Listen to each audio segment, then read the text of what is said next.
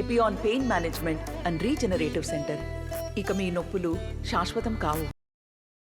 అవంతి శ్రీనివాస్ అన్నారు. సార్ చెప్పండి సార్, రేపు మూడో యాత్రలో భాగంగా ఏం జరుగుతుంది సార్ అట్లా? సార్ ఏం మాట్లాడుతున్నారు?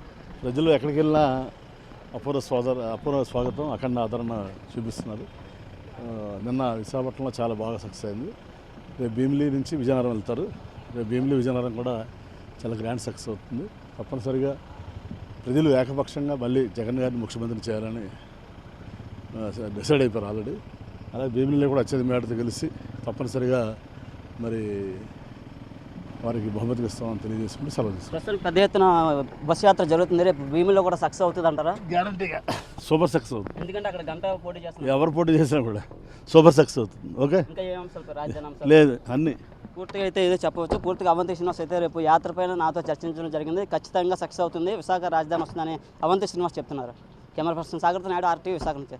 మరిన్ని వీడియోస్ కోసం ఛానల్ ని సబ్స్క్రైబ్ చేయండి. లేటెస్ట్ అప్డేట్స్ కోసం వాట్సాప్ ఛానల్ ని ఫాలో చేయండి.